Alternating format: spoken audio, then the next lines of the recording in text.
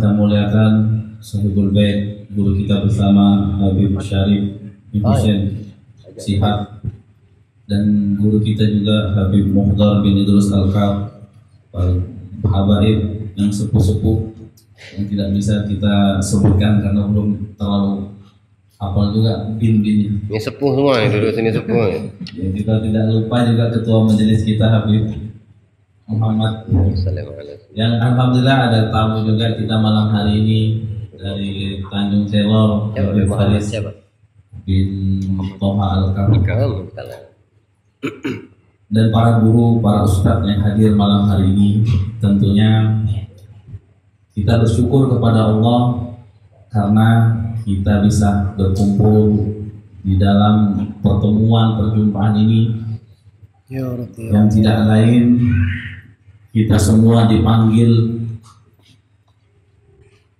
oleh hati kita yang paling dalam. Tentunya saya yakin yang hadir di sini orang-orang semuanya tidak ada yang mau mencari harta, tidak ada yang hanya butuh makan, karena saya yakin orang-orang di sini semuanya di rumahnya banyak makan.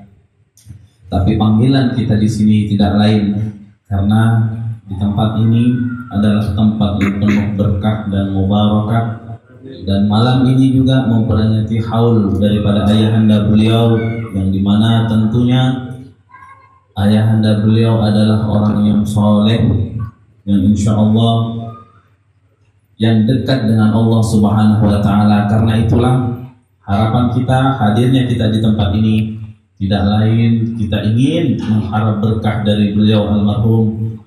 Semoga kita, khususnya saya, semuanya mendapat keberkahan sehingga hidup di dunia ini penuh dengan kenikmatan, kedamaian, berkah dari berkah doa-doa beliau dan guru-guru beliau, jid-jidnya beliau, sehingga apa harapan kita untuk kemaslahatan di dunia dan di akhirat dijawab oleh Allah Subhanahu wa Ta'ala. Para hadirin jamaah yang dimuliakan oleh Allah Subhanahu wa Ta'ala, di dalam kehidupan kita ini adalah di mana kehidupan yang penuh dengan kesalahan, karena kita memang hadir ke dunia ini adalah membawa dua pintu. Di antara kita yang hadir, yang namanya Bani Adam, adalah membawa dua pintu, pintu kebaikan dan pintu keburukan. Tidak ada jaminan kita akan berada di pintu kebaikan terus menerus, dan juga bagaimanapun kita berdoa memohon kepada Allah, tidak ada jaminan untuk kita tidak memasuki pintu keburukan. Karena dua pintu itu hanya yang bisa mengawasi dan mengizinkan masuk ke dalamnya adalah atas dasar yaitu kekuatan hidayah, taufik, pertolongan dari Allah Subhanahu wa Ta'ala. Maka daripada itu, jikalau kita sekarang berbuat kebaikan, jangan dulu bangga, jangan dulu kita sombong, jangan dulu kebaikan yang kita kerjakan ini membuat kita jumawa, membuat kita meremehkan yang lainnya dan menganggap mereka yang tidak datang ke majelis adalah ahli-ahli neraka. Na'udzubillah min dzalik. Kebaikan kita harus kita syukuri kepada Allah. Kenapa sebabnya? Karena tanpa izin dari Allah, mungkin kita malam hari ini berkumpul bersama mereka-mereka yang bermaksiat kepada Allah Subhanahu wa Ta'ala. Maka daripada itu, hadirnya kita di malam hari ini menambah rasa keyakinan bahwa kita adalah hamba Allah Subhanahu wa Ta'ala. Begitu juga sebaliknya, apabila kita melakukan keburukan, kesalahan misalnya, jangan sampai kita juga merasa bahwa kita adalah manusia yang layak jauh dari rahmat Allah Subhanahu wa Ta'ala. Bagi mereka yang mengerjakan kesalahan terus dia melupakan rahmat Allah, sesungguhnya dialah yang memang layak untuk disiksa oleh Allah Subhanahu wa Ta'ala. Maka daripada itu, Ketika kita berbuat kebaikan, ingat jangan sombong bahwa akan ada saatnya kita melakukan keburukan. Begitu juga ketika kita melakukan keburukan, jangan dulu kita pasrah, menyerah, apalagi sampai naudzubillah jauh menjauhkan diri kepada Allah. Karena bagaimanapun kata Nabi Muhammad SAW, kullu bani Adam khata'un wa khairul khata'ina at-tawwabun. Setiap bani Adam yang namanya anak Adam, bukan anak harimau. Tentunya kita semua anak Adam, terlahir proses jalur sanad kita, yaitu proses dari Nabi Adam alaihissalam. Semua bani Adam yang mana namanya manusia, siapapun itu, mau itu penyanyi, mau itu ustadz, mau itu pengusaha, yang namanya anak Adam adalah khata, yaitu tempatnya salah. Kekeliruan itu pasti akan hinggap kepada kita. Kekeliruan dan kesalahan itu akan hinggap kepada kita. Apa maksud dan tujuan yang saya ingin sampaikan adalah kita harus mawas diri, harus introspeksi diri, dan lebih mengenal siapa jati diri kita. Man arafa nafsah arafa rabbah. Siapa yang kenal dirinya, dia akan lebih kenal dengan Tuhannya. Dia akan lebih kenal dengan penciptanya. Maksudnya apa? Nih, baru-baru ini terjadi yang namanya siapa itu? Artis Nisa Sabian kan namanya. Itu bukan salah, tetapi memang prosedurnya yang salah. Tapi dalam hakikat syariat tidak salah, tapi prosedur salah. Tapi yang kita baca, lihat di komen-komen bagaimana orang mengejek, menghujat, menjelek-jelekkan, bahkan naudzubillah sampai menyalahkan kerudungnya. Percuma berkerudung, akhlaknya tidak baik, percuma berkerudung. Rata-rata siapa yang komen? Rata-rata perempuan. Makanya jangan heran Nabi Muhammad SAW Isra dan Mi'raj dilihat di neraka yang paling banyak siapa? Perempuan. Kenapa? Karena yang paling banyak mencas, paling banyak suka cepat menyalahkan adalah perempuan. Tidak bisa lihat sedikit kesalahan orang langsung dicas. Tidak bisa sedikit beda pendapat dengan dia langsung disalahkan. Tidak bisa melihat sedikit menyimpang langsung divonis. Kebanyakan siapa? Perempuan. Maka jangan heran Nabi Muhammad ketika Isra dan Mi'raj melihat penghuni neraka banyak perempuan. Apa maksudnya? Yang saya ingin kedepankan di sini adalah mari kita selama masih nafas berada di dalam jiwa kita ini, maka potensi kita untuk melakukan kesalahan itu pasti. Selama kita masih menghirup udara, selama kita masih menginjak bumi, maka potensi untuk melakukan kekeliruan pasti. Kita tidak permasalahkan mereka orang kafir menyalahkan. Mereka orang kafir memang tidak suka dengan poligami. Kita tidak permasalahkan. Kita tidak permasalahkan mereka yang tidak suka dengan di dua di madu. Tidak permasalahkan. Ini yang dibicarakan adalah majelis ilmu. Jangan sampai karena egois nafsu mengikuti nafsu kita sampai kita menginjak-injak syariat Nabi Muhammad SAW. Saya pribadi memang tidak menganjurkan. Tidak semua orang bisa nikah dua. Karena ada syaratnya dalam Imam Syafi'i pun, yaitu sunnahnya nikah dua kalau sudah istrinya meninggal, atau kalau dia memang tidak bisa menahan nafsunya, dia mau berzina, boleh nikah. Tapi jangan sampai kita nikah hanya untuk kepentingan pribadi atau hanya untuk main-main. Itu yang tidak boleh. Kebanyakan kita nikah dua langsung hancur rumah tangganya, langsung kacau, langsung hilang ilmunya. Yang tadinya rajin dakwah hilang dakwahnya. Nah itu tidak boleh. Makanya ini yang saya ingin sampaikan di tempat ini. Terserah. Yang nggak suka, alhamdulillah. Yang suka, ayo kita mari sharing. Kita buka daripada syariat Nabi Muhammad SAW. Jangan sampai kita terikut mereka orang kafir. Sampai juga menjelek-jelekan. Dulu masih zamannya Agim, rame orang, habis Agim poligami, habis dicerca, dimaki, dihina. Bukan mereka orang kafir yang menghina, kita juga umat Nabi Muhammad yang menghina. Padahal itu hal yang dibolehkan. Tapi mereka yang berzina, mereka yang kumpul kebo, mereka yang pacaran, mana kalian penghinaan kalian? Mana komen kalian? Mana gerakan kalian yang tidak setuju? Kita sekarang lebih suka dipermainkan, gonta-ganti pacar, dipakai malam tahun baru, besok ganti lagi perempuan. Kita lebih suka yang seperti itu ketimbang daripada syariatnya Nabi Muhammad SAW. Makanya ingat, inilah tempat kita introspeksi diri.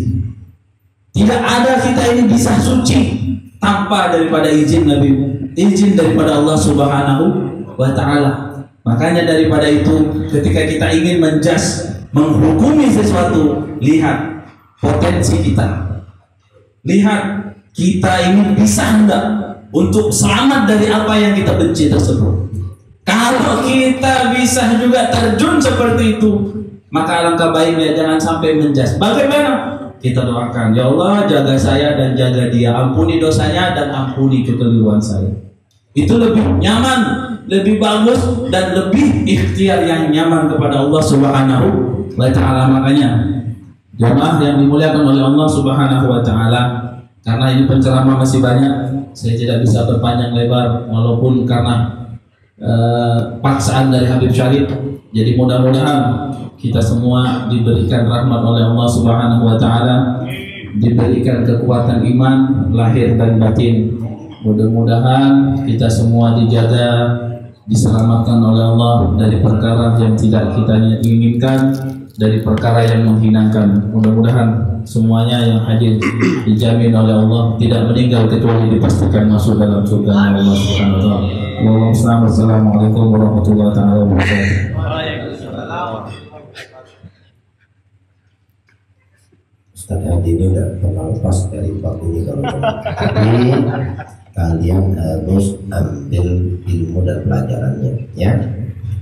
Maksud daripada beliau sampaikan itu saya paham untuk menuntun kita kepada hukum Allah yang betul, ya. Karena memang gambaran akhir zaman ini kan persentase wanita itu lebih banyak dari laki-laki, ya. Kalau seandainya memang Allah mencatat dan mentakdirkan di antara kaum laki-laki, ya, seperti yang dia katakan, mempunyai istri lebih dari satu, dua atau lebih dari dua, nah itu harus sesuai dengan tuntunan syariat, ya. Tidak boleh keluar dari apa yang diajarkan oleh Nabi Muhammad SAW. Tapi bukan maksudnya seperti yang dia katakan tadi menganjurkan, tidak, ya. Jadi sisi hukum yang dijelaskan oleh beliau, ya. Dan yang di dalam ibu-ibu jangan main sumpah serapah setelah acara, ya. Memang begitu, ya. Maksud Ustaz Hadi menjelaskan hukum-hukum yang berkaitan dengan pernikahan. Jadi kita doa yang belum menikah cepat jodoh, yang pengen menambah istrinya ya istiqomah betul-betul, ya, bisa mempertanggungjawabkan dunia akhirat di hadapan Allah, yang tidak boleh jadikan pernikahan permainan dan lain sebagainya. Tenang. Nah, kita dengarkan nasihat dari guru kita Nabi Muhammad SAW, yang setiap pesantren habaib di sini saya senantiasa minta faedah mengambil nasihat dari mereka, ya, karena saya juga butuh dinasihati, dan kita hadirkan hati apa yang bisa kita tangkap, kita catat, ya, kita terapkan di dalam keseharian kita. Dengan itu ilmu yang kita datang di setiap majelis-majelis diberkahi sama Allah. Amin ya rabbal alamin. Alaihi wasallam. Sallu ala Nabi Muhammad. Allahumma salli alaihi.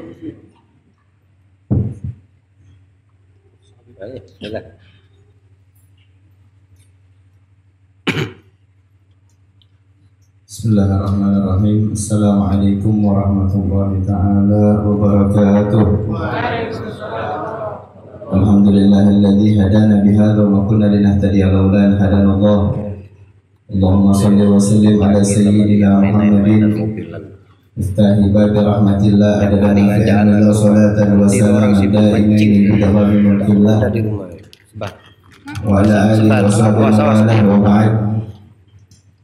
Al-Muhtaram al-Mukarram yang saya hormati dan saya muliakan, Habaib wabil khusus Sahibul Bait Qadirul Majlis Al-Muhajir Sayyidina Al-Habib Ahmad Syarif bin Syihab, dan juga Sayyidina Al-Habib Muhammad bin Sagaf Al-Ghifri, dan para habaib yang sepuh Muhammad ke rumahnya pilih sendiri, dan seluruh para asatid, para asatidah, para ustaz, wabil khusus tamu kita juga Sayyidina Al-Habib Farid bin Taha Al-Kaf, dan seluruhnya, kepada seluruh hadirin dan hadirat, bapak-bapak, ibu-ibu, khususnya para pemuda-pemudi umat baginda Nabi besar Muhammad sallallahu alaihi wasallam yang selalu dimuliakan oleh Allah Subhanahu wa taala. Alhamdulillah, duduknya kita di tempat yang penuh barakah ini, hadirnya kita dalam perkumpulan ini tidak lain dan tidak bukan adalah untuk memperingati hal daripada Habib Syarif bin Syihab, yang dimana haul itu memiliki 3 makna. Makna yang pertama, haul adalah daya, wala haula, tidak ada daya dan upaya, wala haula wala quwwata illa billah. Makna haul yang pertama adalah daya. Adapun makna haul yang kedua adalah sekeliling ataupun sekitarnya. Subhanalladzi asra bi 'abdihi lailan minal masjidil haram ilal masjidil aqsa alladzi barakna haulahu. Yang Allah berkahi sekelilingnya ataupun sekitarnya.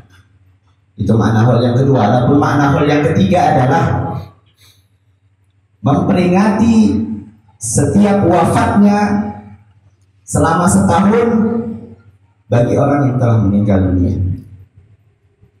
Nah, makna yang ketiga ini adalah memperingati setahun wafatnya orang yang soleh.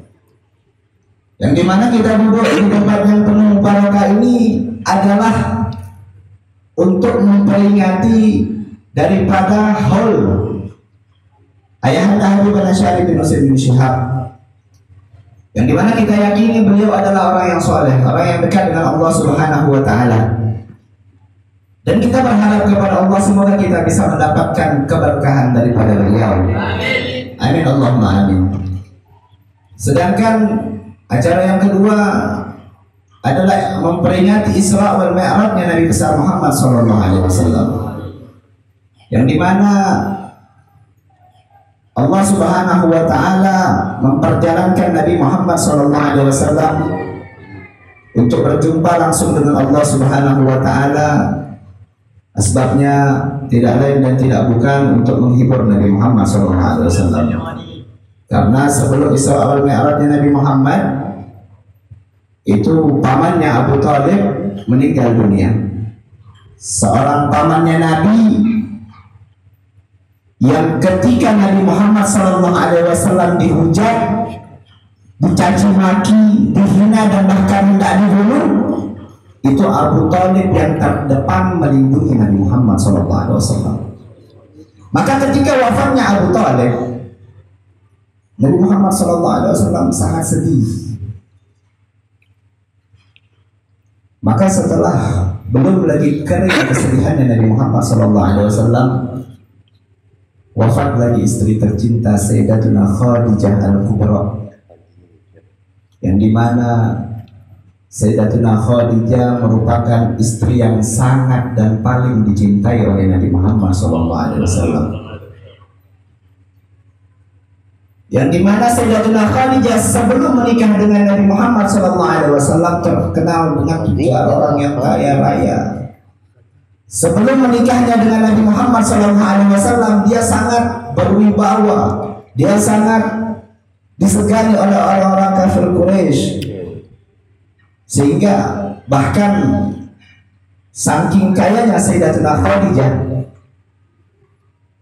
itu separuh daripada kekayaan kota Makkah itu dimiliki oleh Sayyidatuna Khadijah Al-Kubra. Bahkan alat-alat perang yang digunakan oleh para sahabat ketika perang Badar dan perang Uhud itu merupakan harta yang telah diberikan oleh Sayyidatuna Khadijah. Setelah menikah dengan Nabi Muhammad SAW, suatu ketika Rasul SAW bawa pulang ke rumah, yang dimana Sayyidatuna Khadijah sedang menyusui daripada anaknya Sayyidatuna Fatimah Az-Zahra Al-Batul binti Rasul SAW, yang dimana Sayyidatuna Khadijah sudah berhari-hari tidak makan, akan tetapi tetap menyusui Sayyidatuna Fatimah. Kemudian telah datang Nabi Muhammad SAW. Sayyidatuna Fatimah diletakkan di kamar. Kemudian Rasul SAW karena mungkin dalam keadaan kecapean, letih, lelah, Nabi Muhammad tertidur di pangkuan Sayyidatuna Khadijah, seorang istrinya Nabi Muhammad SAW, yang sangat luar biasa. Tertidur di pangkuan Rasul, tertidur di pangkuan Sayyidatuna Khadijah. Kemudian tiba-tiba Rasul SAW terbangun karena sebab tetesan air mata yang keluar daripada matanya Sayyidatuna Khadijah. Kemudian Nabi Muhammad terbangun seraya mengatakan kepada Sayyidatuna Khadijah, "Duhai Khadijah, lima yubki Khadijah. Duhai Khadijah, ada apa gerangan yang membuat engkau menangis, duhai Khadijah? Duhai Khadijah, apakah engkau menyesal bersuamikan aku, duhai Khadijah? Duhai Khadijah, dulu engkau sebelum menikah denganku, engkau merupakan seorang yang kaya raya, orang yang sangat disegani. Akan tetapi setelah menikah denganku, engkau jatuh miskin karena seluruh hartamu engkau infakkan di jalan Allah Subhanahu wa Ta'ala. Seluruh hartamu engkau infakkan untuk membela daripada perjuanganku," kata Nabi Muhammad SAW. Dulu engkau orang yang sangat disegani, duhai Khadijah. Pada saat ini engkau sangat dihina, bahkan dicaci maki oleh orang-orang kafir Quraisy yang tidak suka dengan Islam.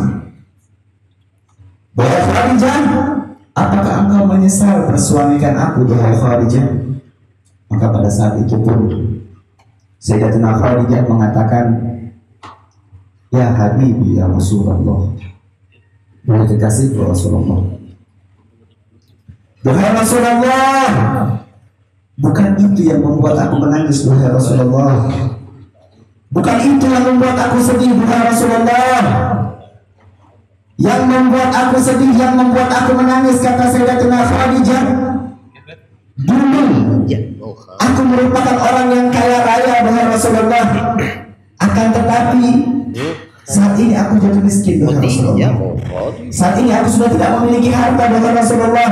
Dulu aku memiliki harta, bisa aku gunakan harta tersebut untuk membela ataupun untuk memperjuangkan daripada dakwahmu, duhai Rasulullah. Akan tetapi pada saat ini, dengan apa aku membela dan membantu dakwahmu, duhai Rasulullah?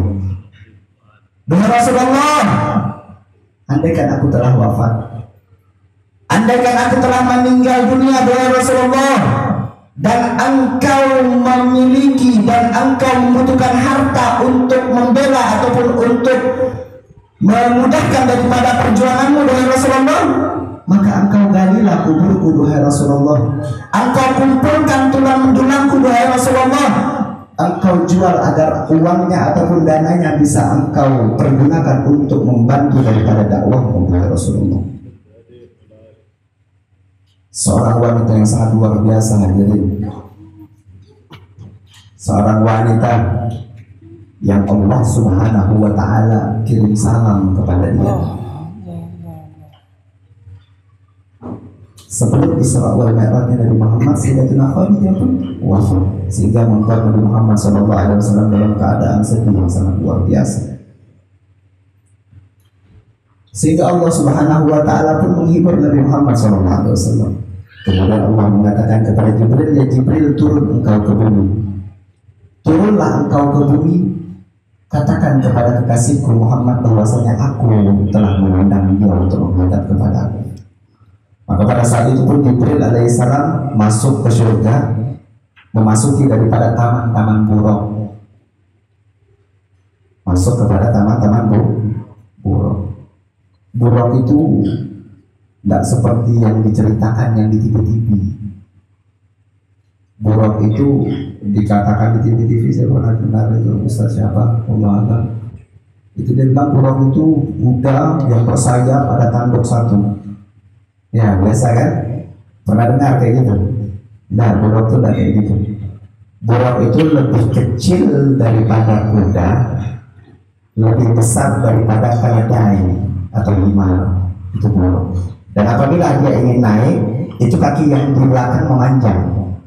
Apabila dia ingin turun, itu kaki yang di depan memanjang. Itu buruk. Maka ketika malaikat Jibril alaihissalam melihat masuk ke taman-taman buruk, seluruh buruk-buruk dalam keadaan segar-segar semua. Semua buruk besar, tinggi, sehat semuanya. Akan tetapi ada satu buruk di pojokan sana, yang dimana buruk tersebut kurus, seakan-akan tak berdaya, dan di antara sela-sela matanya ini hitam. Kemudian Jibril alaihissalam bertanya kepada buruk, ada apa gerangan yang membuat engkau seperti ini, wahai buruk? Kemudian buruk tadi menjawab apa? Ya Jibril, ketika Allah Subhanahu wa ta'ala menciptakan seluruh buruk yang ada di tempat ini, maka pada saat itu aku mendengar Allah Subhanahu wa ta'ala mengatakan, kelak di antara kalian wahai buruk akan ada yang akan ditunggangi oleh kekasihku Muhammad SAW. Maka pada saat itu pun aku menangis wahai Jibril, karena akulah buruk yang berharap ditunggangi oleh baginda Nabi besar Muhammad SAW. Maka pada saat itu pun malaikat Jibril alaihissalam pun mengatakan, engkaulah yang aku pilih untuk ditunggangi oleh Nabi besar Muhammad SAW. Buruk yang tadinya kurus langsung sehat, langsung gemuk. Buruk yang tadinya kecil langsung besar, mengalahi seluruh buruk yang ada di tempat tersebut. Maka pada saat itu pun sebelum Nabi Muhammad SAW surah Al-Mi'raj diangkat, itu Nabi Muhammad SAW sempat dibelah dada beliau. Nah ini juga saya sempat mendengar daripada ustaz-ustaz di TV, ustaz-ustaz di TV ya, ustaz-ustaz di sini, ustaz-ustaz di TV. Dia bilang itu Nabi Muhammad sebelum Isra wal Mi'raj, dadanya Nabi Muhammad dibelah, hatinya Nabi Muhammad dibersihkan daripada sifat-sifat ataupun keburukan-keburukan hati. Jadi benar atau salah? Benar atau salah? Kenapa bisa salah? Karena Nabi Muhammad SAW adalah ahsanan nasi khuluqan wa khuluqan, dan Muhammad adalah sebaik-baiknya ciptaan Allah Subhanahu wa ta'ala. Sehingga tidak ada keburukan hati daripada Nabi Muhammad SAW. Tidak ada penyakit hati Nabi Muhammad SAW. Jibril alaihissalam membelah dadanya Nabi, membersihkan hatinya Nabi daripada sesuatu yang sudah bersih, mensucikan hatinya Nabi daripada sesuatu yang sudah suci. Sehingga salah apabila orang mengatakan Nabi Muhammad SAW dibelah dadanya, dibersihkan hatinya Nabi Muhammad daripada penyakit hati. Inna lillahi wa inna ilaihi raji'un. Maka daripada itu, intisari daripada peringatan Isra wal Mi'raj Nabi Muhammad SAW, ketika Allah Subhanahu wa ta'ala memerintahkan kita untuk berzakat, Allah hanya cukup melalui Al-Quran. Ketika Allah Subhanahu wa ta'ala memerintahkan kita untuk haji, cukup melalui Al-Quran. Ketika Allah Subhanahu wa ta'ala memerintahkan kita untuk sebagai macam amal ibadah, cukup melalui Al-Quran. Tapi khusus buat sholat, tidak cukup melalui Al-Quran. Allah undang Nabi Muhammad SAW. Daripada itu, perbaiki kita punya sholat, perbagus kita punya sholat, karena sholat merupakan penentu diazabkah kita di kubur ataupun tidak. Sholat merupakan penentu tenggelamkah kita di padang mahsyar dengan keringat kita sendiri ataupun tidak.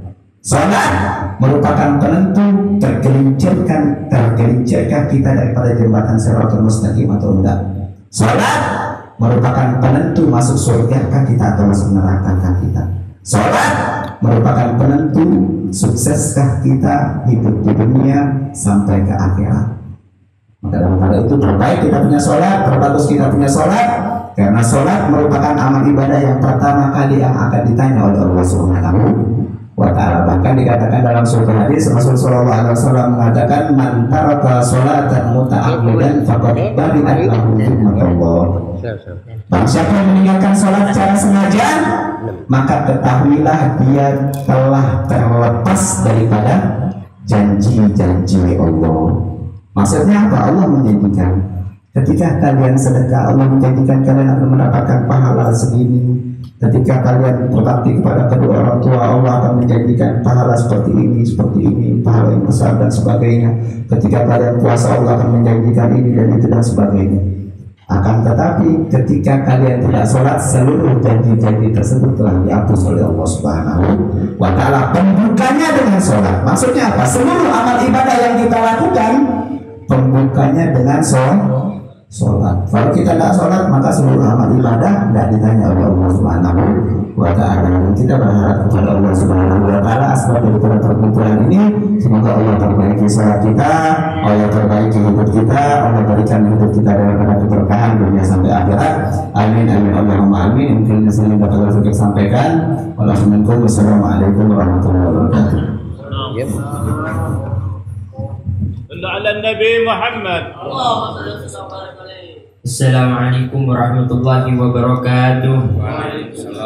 Alhamdulillah wassalatu wassalamu ala Rasulillah Sayyidina Muhammad bin Abdullah wa ala alihi wa sahbihi wa man wala. Allahumma salli ala nuril anwar wa sirril asrar wa triyadil aghyar wa miftahi babil yasar Sayyidina Muhammadin al-Mukhtar wa alihi al-athhar wa ashabil akhyar adada ni'amillahi wa ibtalih.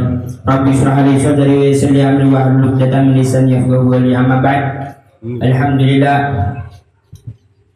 al-mukarram al-muhtaram, khususnya sahibul bait Al-Habib Da'i ila Al-Habib Ahmad bin Syihab, Da'i ila Al-Habib Mukhtar Likaf Al-Habib, Da'i ila Al-Habib Muhammad Al-Jufri, Da'i ila Ustaz Muhammad Hadi, dan para hadirin wal hadirat, para khususnya para sesepuh-sepuh kita yang insyaallah dirahmati oleh Allah Subhanahu wa ta'ala, dan para hadirin, para pemuda-pemuda yang insyaallah Allah berikan ilmu untuk membantu dakwah Nabi Muhammad. Amin ya rabbal alamin.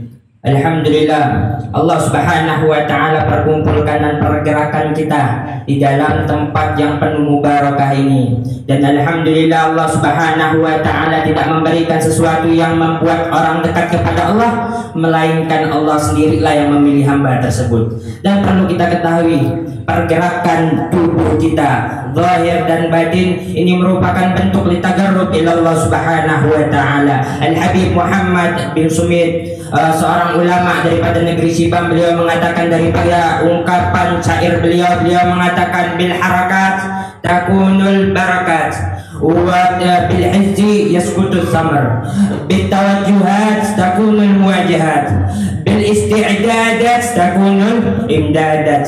Beliau mengatakan dengan bergeraknya tubuh kita maka akan menghadirkan sesuatu keberkahan. Dan barang siapa yang menggerakkan sebuah pohon, maka pohon tersebut akan menjatuhkan buah.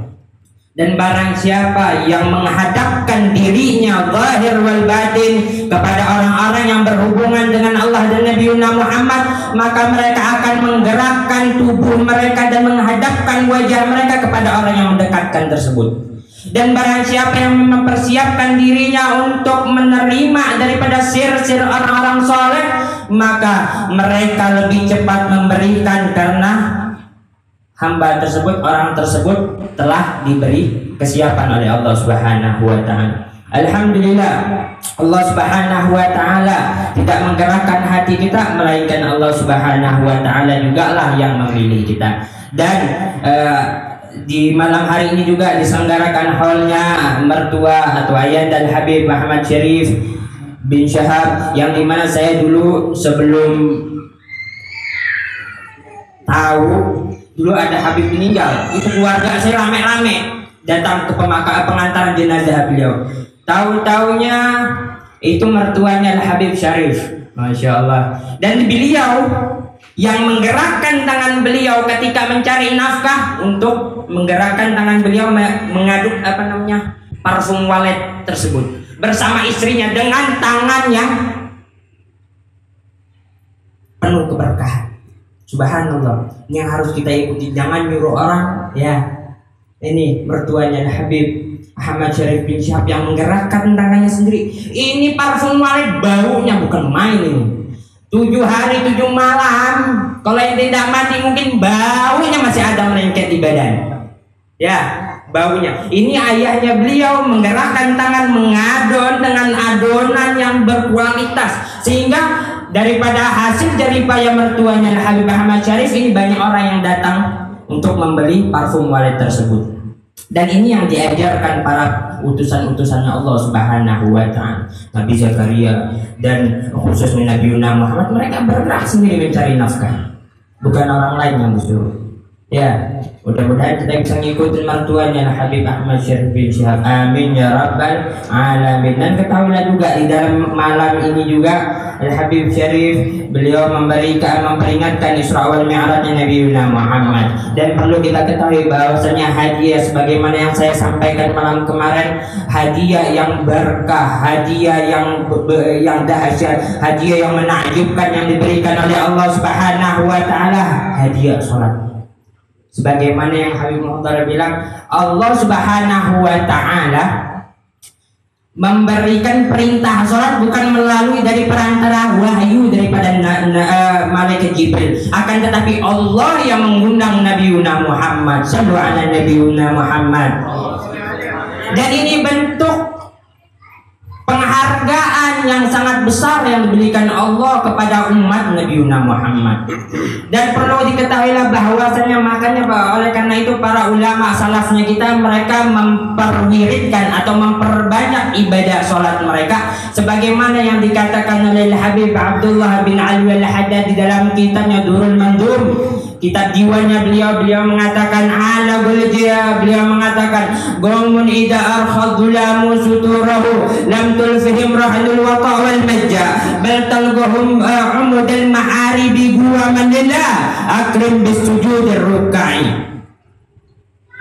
Habib Abdullah bin Alwi al-Haddad beliau mengatakan di dalam syair ainiyah beliau mengatakan ada sebuah gaum yang dimana gaum tersebut menghidupkan malam-malam mereka ketika malam lebih mempergelap diri mereka. Mereka tidak kita dapatkan di dalam tempat tidur mereka, akan tetapi kita mendapatkan mereka di mihrab mereka bagaikan tiang berdiri sehingga Allah Subhanahu wa Ta'ala muliakan mereka dengan sujud dan ruku. Orang kalau ruku dan sujud berarti Allah muliakan, yaitu maksudnya salat. Dan beliau juga mengatakan yatlunal ayatil qur'ani tadabburan fihi walakal ghafilil mutawazzi'i tabatu ala qadamir rasul wa sahbihi fasal wa tatabba'i wa madaw ala qasdi sabili ila al-ula qadaman ala qadamin bijiddi awza'i. Beliau mengatakan orang-orang yang senantiasa menghidupkan malam mereka dengan sholat, mereka sholat membaca kitab Al-Quran, yaitu mukjizat Nabi Muhammad. Bukan 1 ayat, 2 ayat, tapi seluruh ayat. Bahkan sebagian mereka ada yang khatam Al-Quran di dalam keadaan sholat malam mereka. Beliau mengatakan mereka membaca ayat Al-Quran dengan hati tadabbur, yaitu dengan khusyuk pengagungan di dalam pembacaan Al-Quran. Walakal ghafilil mutawazzi'i, tidak ada di dalam hati mereka, pikiran mereka lalai ketika membaca Al-Quran. Sabatu ala qadamir rasuli wa sahbihi, mereka berjalan di tapak jalannya Nabi Muhammad dan para sahabatnya. Mereka tidak keluar daripada jalan Nabi Muhammad walau hanya sesaat. Dan ini telah terbukti nama-nama mereka dari ribuan tahun. Sayyidina Muhajir ilallah Ahmad bin Isa, yang mana nama ini diambil kalau tidak salah dari ini Habib Sayyidina Muhajir, orang yang berhijrah, bisa berhijrah kepada kebaikan, Ya, sebagaimana Sayyidina Muhajir Ahmad bin Isa, beliau berhijrah daripada kota Baghdad ke Madinah dulu, terus baru sampai ke Hadramaut, sehingga berkat hijrahnya beliau para orang-orang di sana menjadikan mereka makmur dan mendekatkan diri mereka kepada Allah Subhanahu wa taala. Dan ini merupakan kedahsyatan yang diberikan daripada Sayyidina Muhajir Ahmad bin Isa. Dan mudah-mudahan Allah Subhanahu wa taala perbaiki keadaan kita, dan mudah-mudahan Allah Subhanahu wa taala menjadikan diri kita sebagai orang-orang yang bertakwa kepada Allah Subhanahu wa taala, dan mudah-mudahan Allah Subhanahu wa taala menetapkan jiwa, raga, zahir wal batin kita kepada amalan-amalan salaf kita, dan mudah-mudahan Allah Subhanahu wa taala tidak keluarkan kita daripada manhaj salafnya kita walaupun hanya sesaat. Kurang dan lebihnya hada minni wal afu minkum. Wassalamualaikum warahmatullahi wabarakatuh. صلوا على النبي محمد. اللهم صل وسلم وبارك عليه.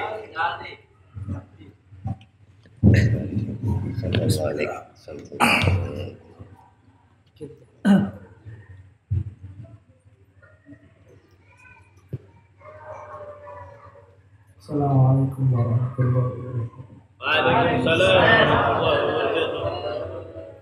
Assalamualaikum warahmatullahi wabarakatuh. Waalaikumsalam warahmatullahi wabarakatuh. Assalamualaikum warahmatullahi wabarakatuh. Waalaikumsalam warahmatullahi wabarakatuh. Alhamdulillahirabbil alamin. Alhamdulillahirabbil alamin wa bihi nasta'in ala umuri dunya waddin. Alhamdulillah ala ni'matul iman, alhamdulillah ala ni'matul islam, alhamdulillah bi ni'mah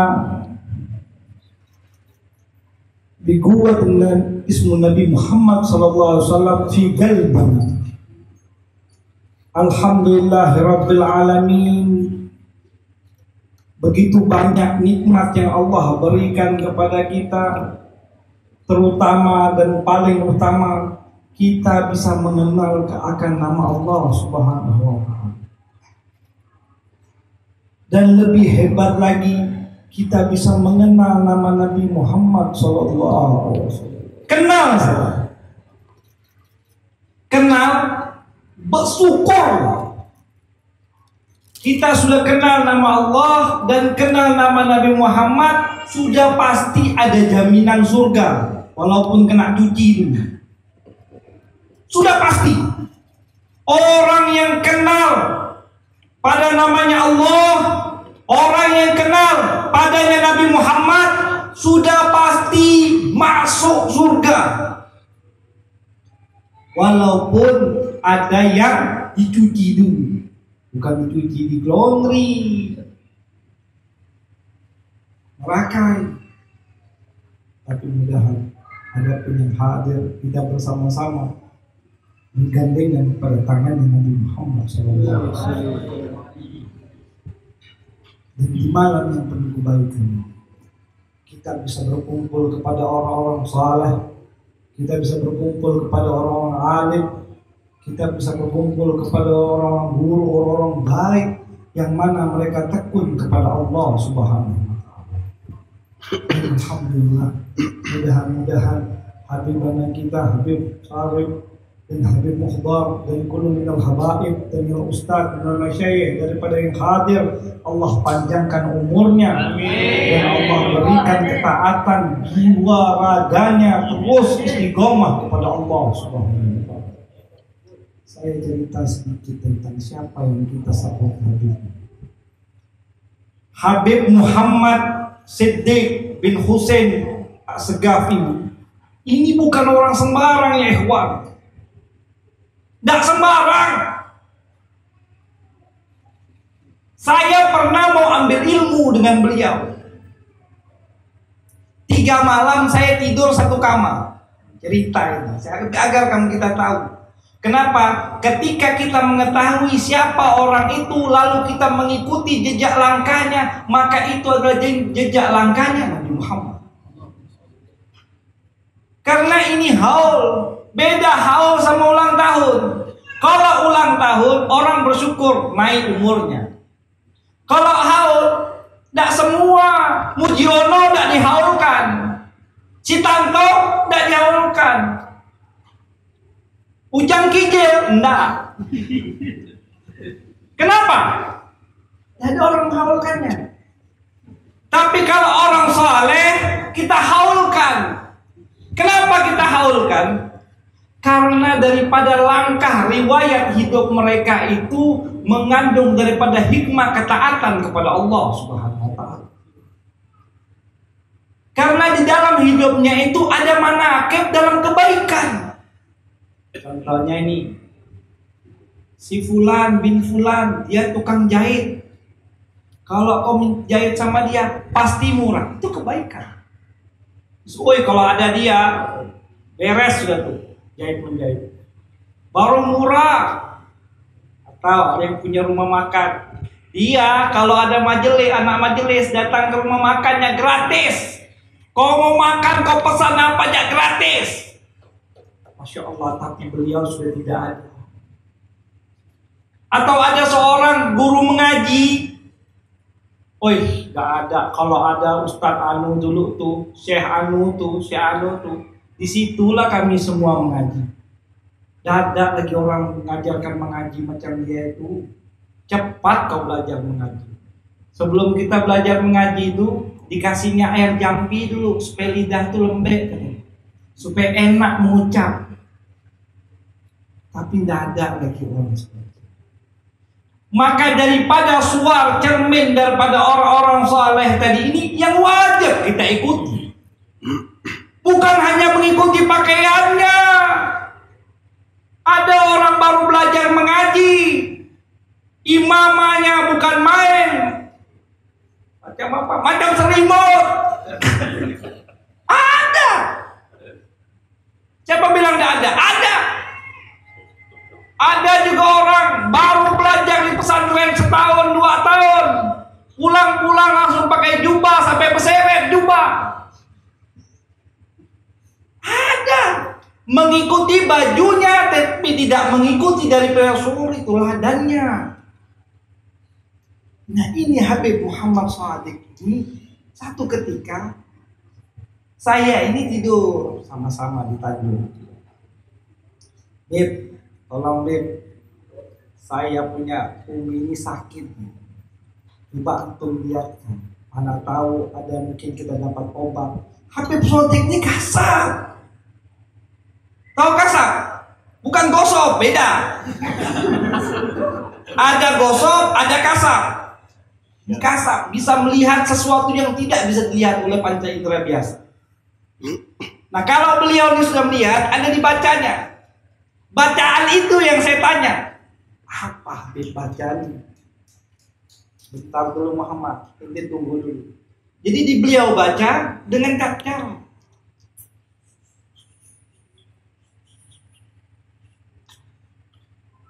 Ada gabungnya. Iya Bu, saya lihat juga seperti itu. Ada gabung. Lalu bagaimana Bu? Ente baca ini. Baca ini. Dan subhanallah itu saya amalkan. Saya akan bacakan umi saya, dia lebih nyaman. Kakinya biasa sakit, nyaman. Kalau dalam segi medis, sakitnya ini disebabkan ini. Tapi dengan doa jampinya dari tadi Habib Muhammad Shadiq ini, saya pegangkan kaki umi saya, dia rasa nyaman, dia rasa sembuh. Satu. Lalu saya ini melihat Habib Shadiq ini tidak tidur kalau malam. Ngapain ini Habib? Beb, tidurlah Beb, Habib sakit. Betul ini. Tidurlah Beb, sebentar tuh.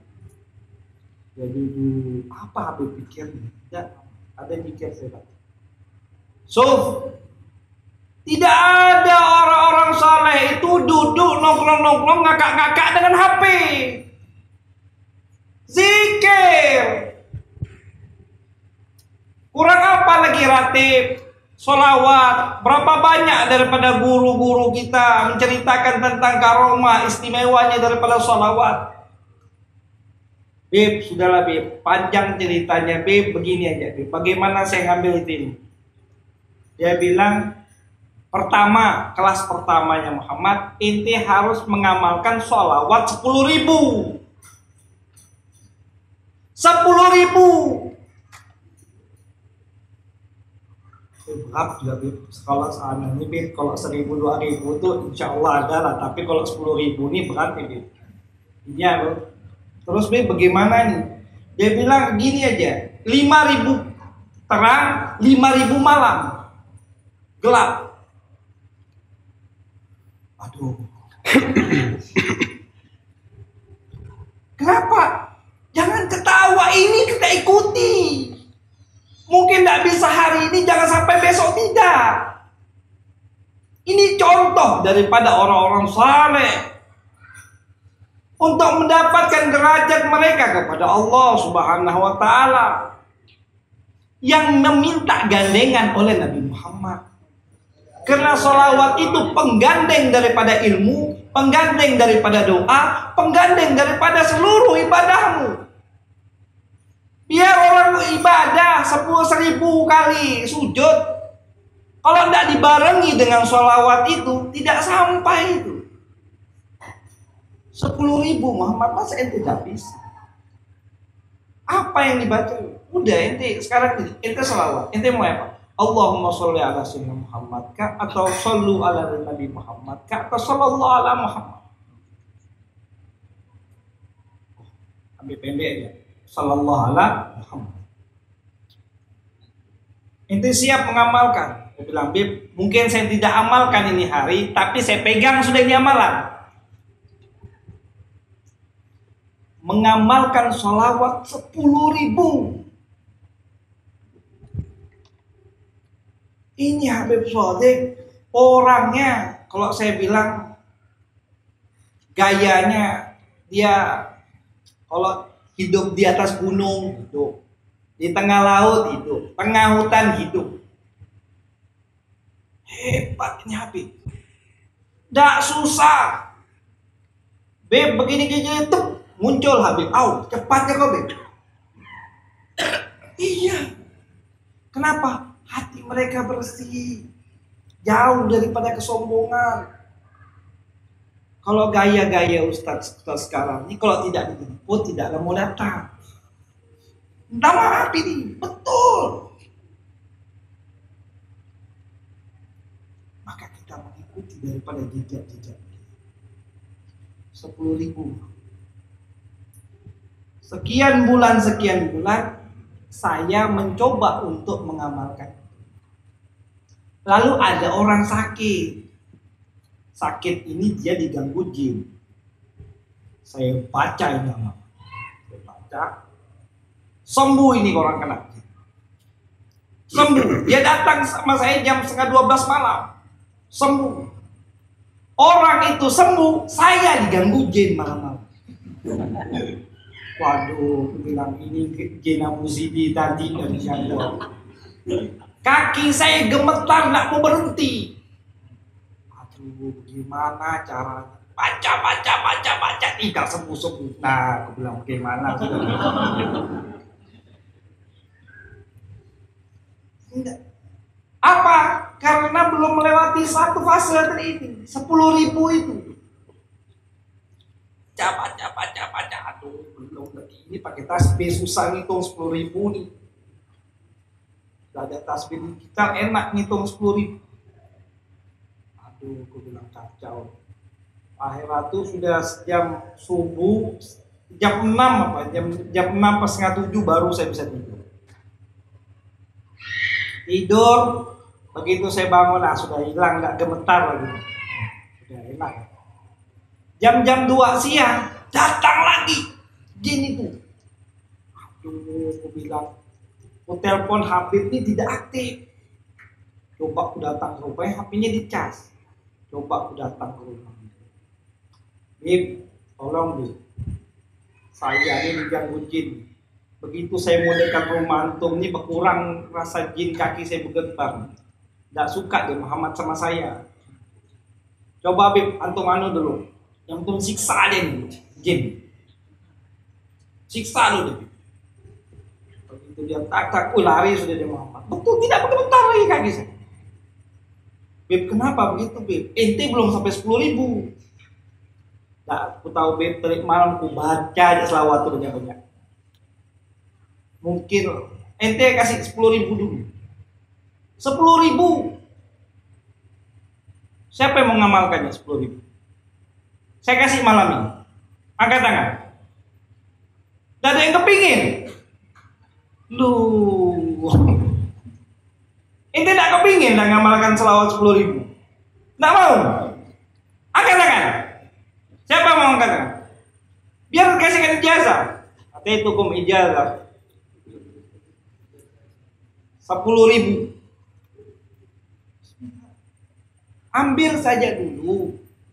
Nanti kalau memang belum bisa hari ini ya mungkin besok. Paling tidak adalah niat, titik niat itu. Paling ada titik niat. 10.000. Antum baca sekali biasa berapa? Bisa lebih. Beginilah orang-orang saleh yang jiwanya itu kepada Allah dan Rasulnya.